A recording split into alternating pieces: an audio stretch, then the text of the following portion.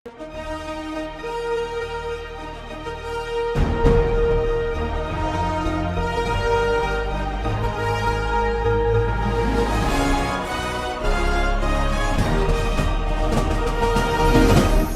பார்த்து கொண்டிருப்பது உங்கள் ஜாஷ்வா டிவி.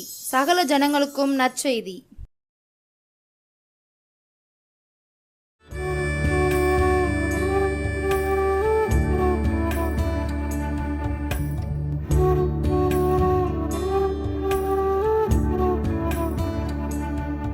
கர்த்தருடைய பரிசுத்த நாமத்துக்கு ஸ்தோத்திரம் உண்டாவதாக. வேண்டுமாய் கூட உங்களை காண்பதில் நான் மகிழ்ச்சி அடைகிறேன். இந்த நாளின் தியானத்திற்கு முன்பாகவும் தலைகளை தாழ்த்தி ஜெபம் பண்ணுவோம். இயேசுவுக்கு சொந்தமான பிள்ளைகள், அவர் அன்புக்கு அடிபணிந்த சீடர்கள், தேவகரம் வடிவமைத்த ஜீவ சிற்பங்கள், அவர் ஆற்றலுக்கு வலுவான உயிர் சான்றுகள். தேவகரம் வடிவமைத்த ஜீவ சிற்பங்கள், அவர் ஆற்றலுக்கு வலுவான உயிர் சான்றுகள். இசாவா நாங்கள் இசாவா, இசாவா நாங்கள் இசாவா, இயேசுவை சேர்ந்தவர்கள் இசாவா, நாங்கள் இயேசுவை சேர்ந்தவர்கள் இசாவா, இசாவா இசாவா இசாவா. அன்பு தகப்பனே, நன்றியோடு துதிக்கிறோம், ஸ்தோத்தரிக்கிறோம். இயேசப்பா, இம்மட்டுமா என்னுடைய கிருபை எங்களோடு கூட இருந்து நடத்தி வருகிறதற்காக நன்றி. இந்த நாளின் தியானத்தை எங்களுக்கு ஆசீர்வதித்து தாரும், எங்களோடு பேசும், இடைப்படும். இயேசுவின் நாமத்தினாலே பிதாவே, ஆமென். இந்த நாளிலும் நாம் தியானிக்கும்படி தெரிந்து கொண்ட வேத வசனம் தானியேலின் புத்தகம் 9வது அதிகாரம் 23வது வசனத்தின் முன்பகுதி. தானியேல் 9:23. நீ மிகவும் பிரியமானவன், ஆதலால் நீ வேண்டிக் கொள்ள தொடங்கின போதே கட்டளை வெளிப்பட்டது. நீ மிகவும் பிரியமானவன். இந்த நாளில் ஆண்டவர் நம் ஒவ்வொருவரையும் பார்த்து சொல்லுதாரு, நீ மிகவும் பிரியமானவன். பாருங்க, சில நேரம் என்ன ஆண்டவருக்கு பிடிக்குமா? நான் நல்லவளா? நான் செய்கிற காரியங்கள் எல்லாம் சரியானதா?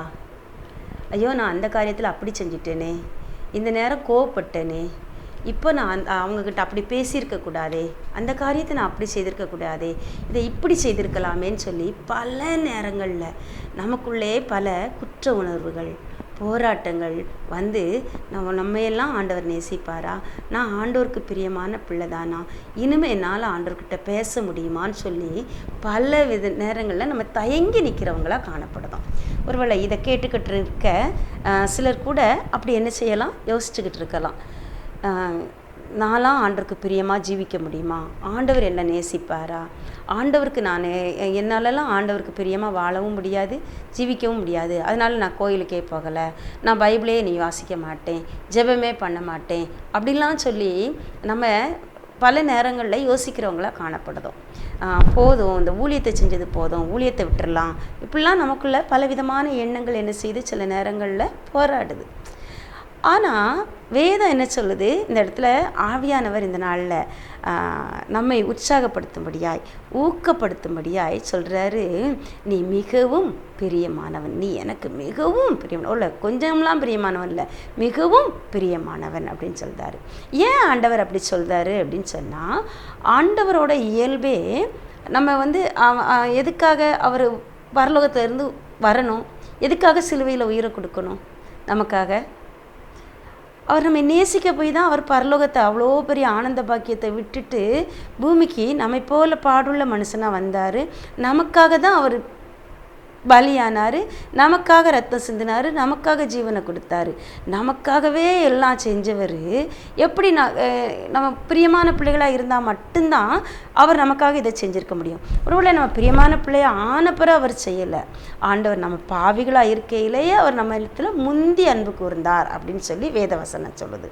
ஸோ நம்ம எப்படி இருக்கிறோமோ அப்படியே நம்மை அவர் நேசிக்கிற தகப்பனா இருக்கிறாரு.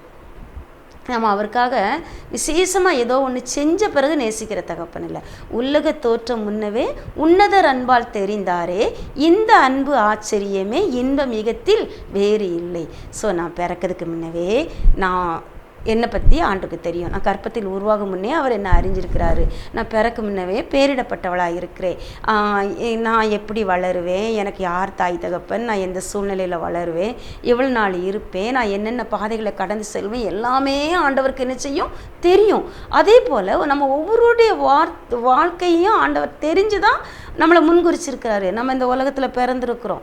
எத்தனையோ பேர் பிறக்காமல் போகையில் இந்த உலகத்தில் நம்ம பிறந்து வளர்ந்து வாழ்ந்துக்கிட்டு இருக்கோம் அப்படின்னு சொன்னால் ஆண்டுடைய பிரியம் நம்ம மேலே இருக்கிறதுனால மட்டும்தான். ஸோ அவர் நம்மை மட்டும் இல்லை, எல்லாரையும் தேவன் நேசிக்கிறது ஒரு நல்ல தகப்பனாக இருக்கிறாரு. ஆனால் சத்ருவோட பேரே என்னென்னா இரவும் பகலும் தேவன் தெரிந்து கொண்டவர்கள் பேரில் குற்றம் சாட்டுகிறவனாக இருக்காவே. சத்துருவோட அவன் தள்ளப்பட்டு போனான். ஆண்டுடைய அந்த அழகான ஏதேன் வனத்தை அவன் இழந்து போனதுனால அவனுக்கு மிகவும் ஒரு பொறாமை.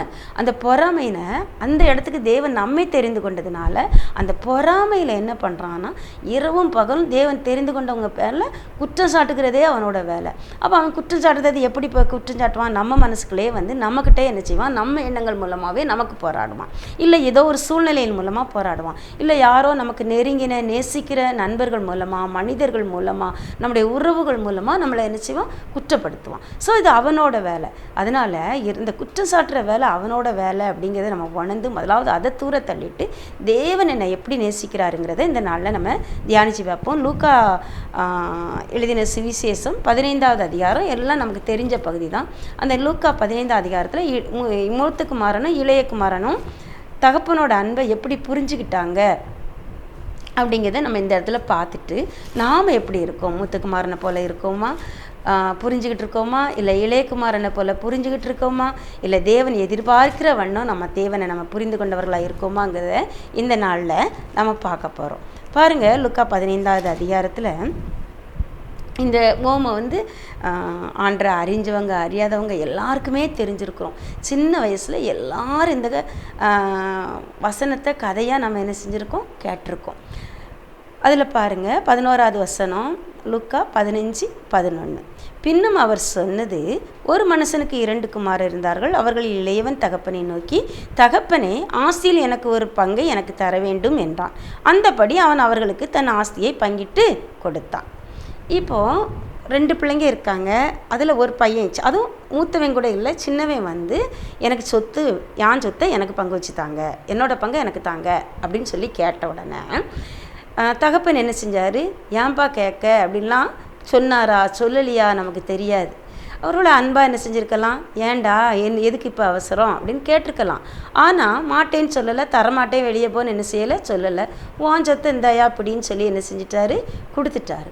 ஆனால் அந்த பையன் அதை கொண்டு போய் தூர தேசத்தில் போய் துன்மார்க்கமாக ஜீவனை பண்ணி எல்லாத்தையும் அழித்து போட்டுட்டான்.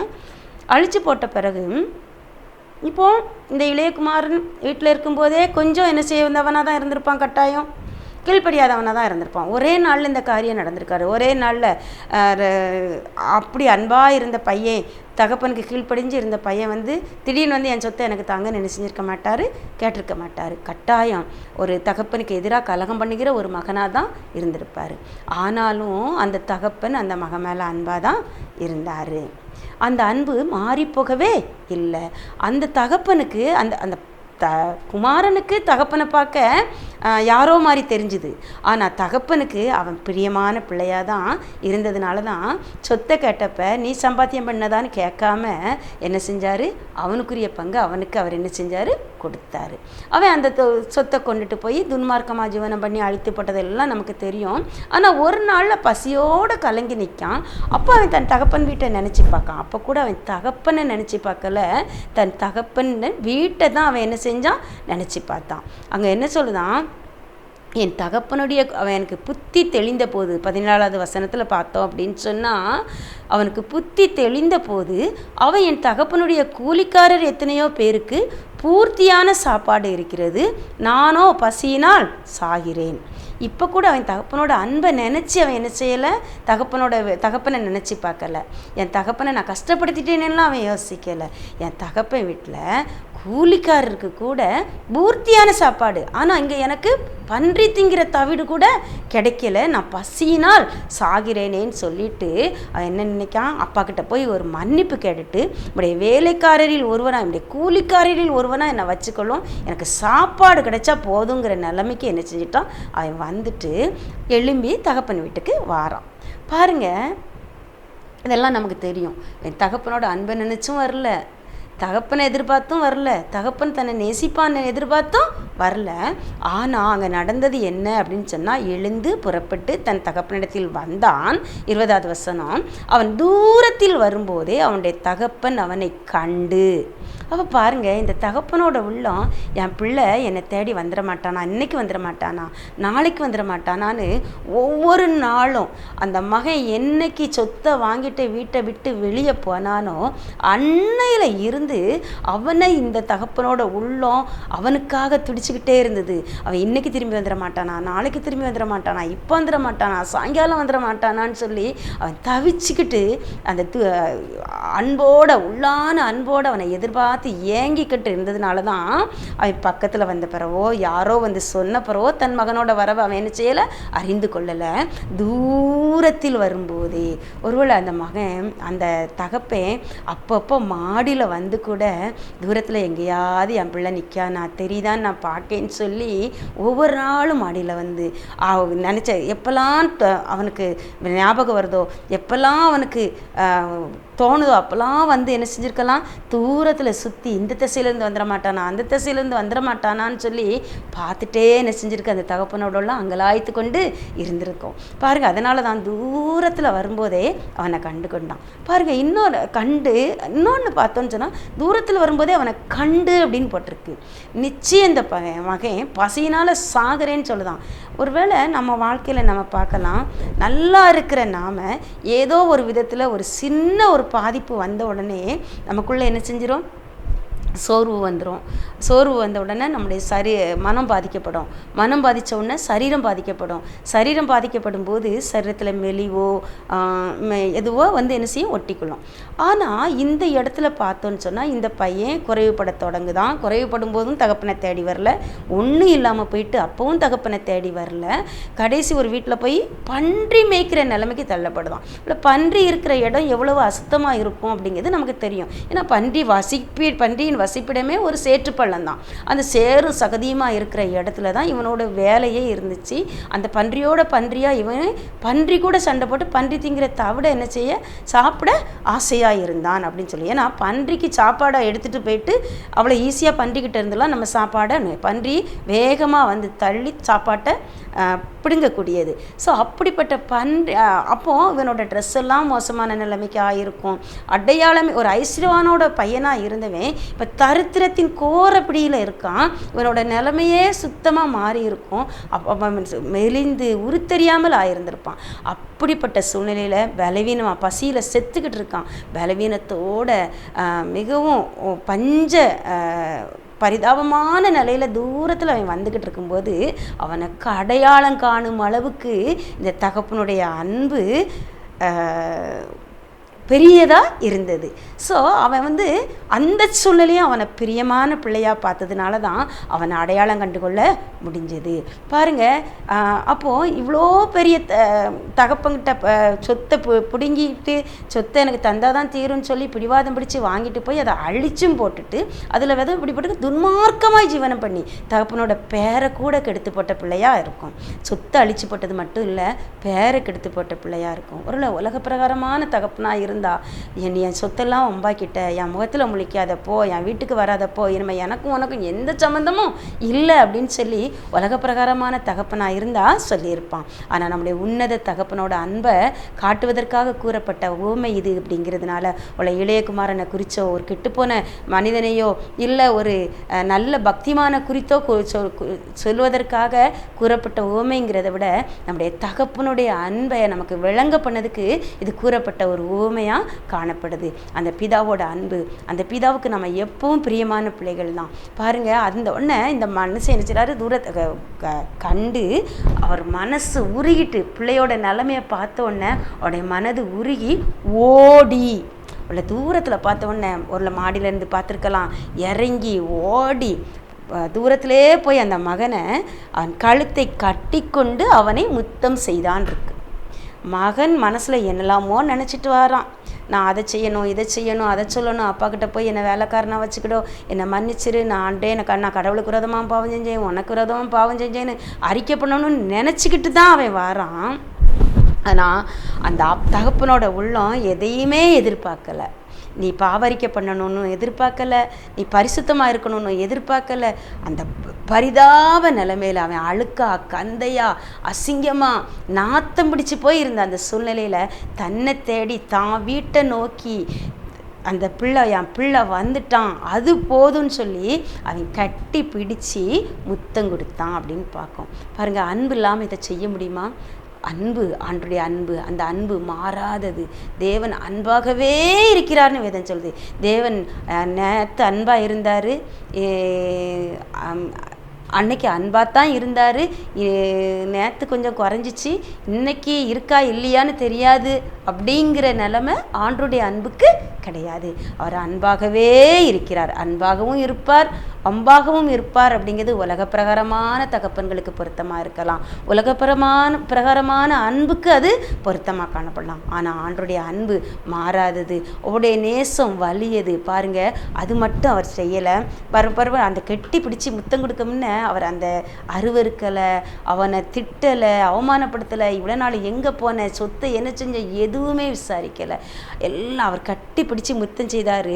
முத்தம் எடுத்தனா அப்போ அவர் கெட்டி பிடிச்சிருக்கையில் அந்த பையன் என்ன சொல்கிறான், பாவரிக்கை பண்ணுதான், நான் இப்படிலாம் செஞ்சுட்டேன், இனிமே உங்கள் குமாரன் சொல்வதற்கும் நான் பாத்திரன் அல்ல, அவ்வளோதான் சொல்கிறாரு. அதுக்கு முன்னாடி அவர் நினச்சிட்டு வரான், உங்களுடைய கூலிக்காரரில் ஒருவனாக என்னை வைத்துக்கொள்ளும் சொல்லணும்னு நினச்சிட்டு வரான். ஆனால் இப்போ அவன் சொல்கிறது இவ்வளவுதான் சொல்லுதான், தகப்பனே நான் உங்களுக்கு விரோதமாக பாவம் செஞ்சேன், பருவத்துக்கு விரோதமாக செஞ்சேன், உங்கள் பிள்ளைன்னு சொல்லதுக்கு எனக்கு தகுதியே இல்லைன்னு சொல்கிறாரு. ஆனால் அப்பா அதை காதில் வாங்கின மாதிரி கூட இல்லை.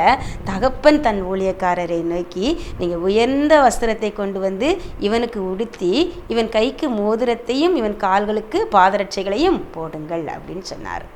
பாருங்க, இந்த தகப்பன் இப்போ என்ன பண்ணார், முதல்ல மகன் கழுவப்பட்டிருக்கானான்னு கூட பார்க்கல, மகனை தன்னுடைய காயப்பட்ட கரத்தால் தொட்டு சுகமாக்க அவரால் முடியுங்கிறது நமக்கு தெரியும். அவர் அந்த மகனுக்காக பரிதவிச்சுக்கிட்டு இருந்ததுனால மனம் திரும்புகிற ஒரு பாவியின் நிமித்தம் பரலோகத்தில் மிகுந்த சந்தோஷம் உண்டாகுங்கிறதுக்கு தான் ஆண்டவர் என்ன செஞ்சார், இந்த வாக்குத்தத்தத்தை கொடுத்தாரு. ஸோ இந்த நாளில் அவருடைய பிள்ளைகளாக இருக்கிற நாமும் கூட நம்முடைய பாவத்தை உணர்ந்து அவரை நோக்கி பார்க்கணுன்னு தான் ஆண்டவர் விரும்புகிறார். அவரை நோக்கி அவருடைய அன்புக்கு நேராக நம்முடைய இருதயத்தை திருப்பும் போது அவருடைய அன்பு நம்ம வந்து கட்டி அணைத்து முத்த செய்ய ஆரம்பிச்சிருது. அதுக்கப்புறம் தான் அவர் நம்முடைய பாவ மன்னிப்பையோ பாவ அறிக்கையோ நம்முடைய மற்ற எந்த காரியத்தையும் அவர் எதிர்பார்க்கல. அவர்கிட்ட வந்துட்டா பரிசுத்தம் தானாக வந்துடும். ஏன்னா அவர் வெளிச்சமாக இருக்காரு. வெளிச்சத்தை நோக்கி நம்ம வரும்போது இருள் தானாக விலகிறோம். பாருங்கள், அப்போ அவர் ஊழியக்காரரை கூப்பிட்டு இவனுக்கு சிறந்த வஸ்திரங்களை தரிப்பியுங்கள், இவனோட இந்த கந்தையான வஸ்திரங்களை அழுக்கான வஸ்திரங்களை மாற்றுங்கன்னு கூட அந்த இடத்துல சுட்டி காட்டலை. இவன் வஸ்திரம் அழுக்கா இருக்குன்னு கூட அவர் சுட்டி காட்டலை. இவன் அழுக்கா இருக்கான், இவனை போய் குளிக்க வைன்னு கூட அவர் என்ன செய்யலை, சுட்டி காட்டலை. அப்படி சுட்டி காட்டினா கூட என் பிள்ளையோட மனசு கஷ்டப்பட்டுருமோன்னு சொல்லிட்டு பாருங்க, அதை கூட டீசெண்டாக சொல்கிறாரு. இவனுக்கு சிறந்த வஸ்திரங்களை தரிப்பீங்க, இவன் கைக்கு மோதிரத்தை போடுங்க, செருப்பை கொடுங்க, என் பிள்ளை செருப்பு இல்லாமல் நிற்கி அப்படின்னு சொல்கிறாரு. அப்போ அவன் நிச்சயம் அவனை கூட்டிகிட்டு போய் குளிக்க வச்சு அவனை சரிப்படுத்தி அவனுக்கு சிறந்த வஸ்திரத்தை கொடுத்து மோதிரத்தை கொடுத்து எல்லாத்தையும் என்ன செஞ்சாங்க, கொடுத்து அவன் நிமித்தம் ஒரு பெரிய விருந்து அந்த வீட்டில் நடைபெற்றது. அவனுக்காக விருந்த ஆண்டவர் செஞ்சார். அதே தான் நாம் இந்த நாட்களில் நம்ம யோசிக்கணும்.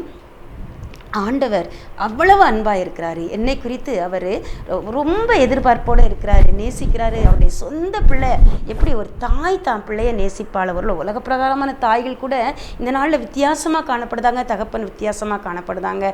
சில நேரங்களில் நம்ம பிள்ளைங்க ஏதாவது ஒன்று பண்ணும்போது நம்ம பிள்ளைங்க மேலே நமக்கு வருத்தம் வந்துடுது. ஆனால் ஆண்டவருடைய அன்பு மாறாதது. அது சூழ்நிலைக்கு தக்க செய்யப்படுற அன்பு இல்லை, கிரியைகளுக்கு தக்க செய்யப்படுகிற அன்பும் இல்லை. அவர் எப்படி தாயின் கற்பத்தில் இருக்கும்போது ஒரு பிள்ளை ஒரு ஆத்மா அந்த உலகத்துக்கு வரப்போகுதுன்னு எப்படி நேசித்தாரோ அதே போல தான் நம்ம மறுபடி பிறந்த பிறகும் ஒவ்வொரு நாளும் அவருக்குள்ளே வாழும்போதும் ஒருவேளை நம்ம தவறும் போதும் நம்ம பின்மாறும் போதும் அவர் நம்ம அதே போலவே நேசிக்கிற அன்பு தகப்பனாக இருக்கிறாரு. ஆனால் நாம் தான் பல வேளைகளில் அவரை நம்ம புரிந்து கொள்ளாதவர்களாக காணப்படுதோம். ஆனால் அவருடைய அன்பை புரிந்து கொள்வோம். எப்படி இந்த பையன் கீழ்ப்படியாமல் அவரை கஷ்டப்படுத்தினான், அந்த பையன் கீழ்ப்படிஞ்சா கூட தன்னுடைய கீழ்ப்படுதலையும் தன்னுடைய பக்தி மார்க்கத்தையுமே அவன் சார்ந்து கொண்டான். நான் நல்ல பிள்ளையாக இருப்பேன், நான் ஒழுங்காக பைபிள் வாசிப்பேன், கடவுளை என்னை ஆசீர்வதிக்கணும், நான் ஒழுங்காக பைபிள் வாசித்தா தான் அவர் என்னை ஆசீர்வதிப்பார், நான் ஒழுங்காக ஜெபம் பண்ணால் தான் கடவுளை என்னை ஆசீர்வதிப்பார், எல்லாமே செய்யணும். அது அன்பு நிமித்தம் ஏவப்பட்டு செய்யப்படணுமே ஒழிய என் ஆண்டவர் மேலே என்னால் பைபிள் வாசிக்கட்டா இன்றைக்கி ஆண்டரோட பேசாட்டா எனக்கு சந்தோஷமாக இருக்காதுங்கிற அன்பு நிமித்தம் பைபிள் வாசிக்கப்படணுமே ஒழிய ஆண்டருடைய ஆசீர்வாதத்தை எதிர்பார்த்து நம்ம வேதத்தை என்ன செய்யக்கூடாது, வாசிக்கக்கூடாது. அவரோட உறவாடுதல் நமக்கு சந்தோஷத்தை கொடுக்கும்படி நம்ம உறவாடணுமே ஒழிய அவரோட உறவாடினா தான் அவர் எனக்கு ஏதாவது தருவார் இல்லைன்னா என்னை மறந்துடுவாருன்னு நினச்சி என்ன செய்யக்கூடாது. நாம் அவருக்காக செய்கிற அந்த ஊழியத்தை கூட அவருக்காக செய்யக்கூடிய காரியங்களை கூட பக்தி ஒரு நல்ல காரியங்களை கூட அவருக்காக அவருடைய அன்புக்காக அவருடைய உறவுக்காக அவரோடு கூட உள்ள ஐக்கியத்துக்காக செய்யணுமே ஒழிய அவர்கிட்ட இருந்து நான் இதெல்லாம் செஞ்சாதான் அவர் என்னை நேசிப்பார், இதெல்லாம் செய்யட்டா என்னை விட்டுருவாருன்னு நினச்சி பயந்து நம்ம செய்யணுங்கிற அவசியம் கிடையாது. அவர் அப்படிப்பட்டவர் அல்ல. நாம் ஏன் செய்தாலும் செய்யட்டாலும் அவருடைய நேசம் மாறாததாக இருக்குது. ஆனால் நாம் தான் அதை செய்யாமல் அவரை விட்டு தூரம் பண்ணவங்களாக காணப்படுதோம். அவருக்குடையதை நம்ம அவரை நம்ம நேசிக்காமல் நம்மளால தான் சந்தோஷமாக இருக்க முடியாதே ஒழிய அவர் சந்தோஷமாக நம்மளை ஏற்றுக்கொள்கிறவராக தான் இருப்பார். நாம் அவரை விட்டு தான் நாம் தான் அவரை பார்க்காதபடிக்கு முகத்தை திருப்புகிறவர்களாக காணப்படுதமே ஒழிய அவர் நம்மை விட்டு ஒருபோதும் முகத்தை திருப்புகிறவராக காணப்படுகிறவர் அல்ல. அவர் அதற்காக ஜீவனை கொடுக்கலை. அவருடைய தயவும் அன்பும் நம்மளை குணப்படும்படி ஏவுகிறது என்பதை இந்த நாளில் வளர்ந்து அவருடைய அன்பை புரிஞ்சு கொள்வோம். அவருடைய அன்பு மாறாதது. அவர் எப்பொழுதும் அவை நம்ம எதிர்நோக்கி தான் இருக்கிறாரு. நம்ம ஜெபிக்க கடந்து போவோம், அவரை பார்க்க கடந்து போவோம். ஏதேன் தோட்டத்துக்கு தேடி வந்த தகப்பன் இப்போதும் நம்மை தேடிக்கொண்டே இருக்கிறார். நம்ம தேடி அவருடைய சமூகத்தில் மன்னிப்பு கேட்டு அன்றைய உங்கள் மாறாத அன்புக்காக ஸ்தோத்திரம் இயேசப்பா, அந்த மறையாத பாசத்துக்காய் ஸ்தோத்திரம், குறையாத பாசத்துக்காய் ஸ்தோத்திரம் ஆண்டவரே. நான் ஒவ்வொரு நாளும் அந்த அன்பை அனுபவிக்க முந்திக்கொள்ள கர்த்தர் எனக்கு கிருபை தாங்க இயேசப்பான்னு சொல்லி நம்ம ஜெபம் பண்ணுவோம். அந்த அன்பின் நிமித்தம் நெருக்கி ஏவப்பட்டு அவருடைய வேதத்தை வாசிப்போம், அவரோடு கூட நம்ம உறவாடுவோம், அவருக்காக காரியங்களை செய்வோம், ஊழியங்களை செய்வோம். அவருடைய அன்பினால் நெருக்கி ஏவப்பட்டு எந்த ஒரு காரியம் செஞ்சாலும் நீங்கள் எதை செஞ்சாலும் அதை கர்த்தருக்கென்று மனப்பூர்வமாய் செய்யுங்கள்னு இருக்குது. ஸோ அதை நான் இதை செய்வேன், நான் காணிக்க போட்டால் தான் கடவுளை என்னை ஆசீர்வதிப்பார்னு நினச்சி நம்ம என்ன செய்யக்கூடாது. கர்த்தருக்காகவோ இல்லை ஏழைக்கு இறங்குகிறவன் கர்த்தருக்கு கடன் கொடுக்கிறான்னு வேதவசனம் சொல்லுது.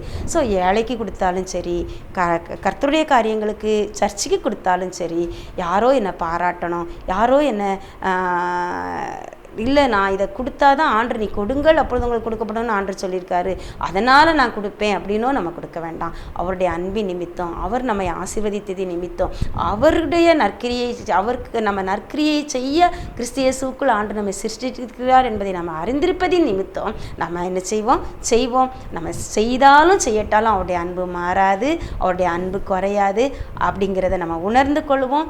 அவருடைய அன்பினால் ஏவப்பட்டு எல்லா காரியங்களையும் செய்வோம். நம்ம பக்தி வைராக்கியம் உடையவர்களாக இல்லை, ஆண்டவர் மேலே பரிசுத்த அன்புள்ளவர்களாய் மாறுவோம். கர்த்தரும் நம்மை நேசித்து கொண்டே இருக்கிறார். அந்த நேசத்தை நம்ம உரிமை பாராட்டுவோம். அந்த நேசத்தின் வல்லமையை அறிந்து கொள்வோம். நாம் அவருக்கு பிரியமான பிள்ளைகளாக இருக்கிறோம் என்பதை உணர்ந்து அவருடைய நாமத்தை ஸ்தோத்தரிப்போம்.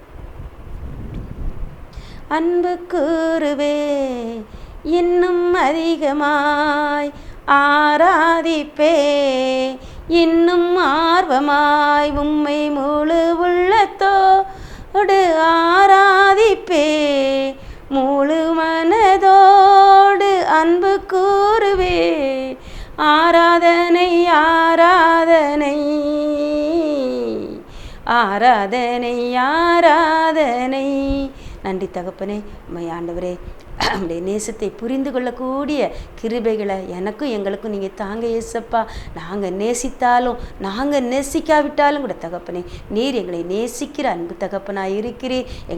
எங்களை எதிர்பார்த்து காத்திருக்கிற அன்பு தகப்பனாக இருப்பதற்காக எமக்கு நன்றி செலுத்துகிறோம். உங்கள் அன்பை நாங்கள் கொண்டாட ஒவ்வொரு நாளும் கிருபை தாங்க.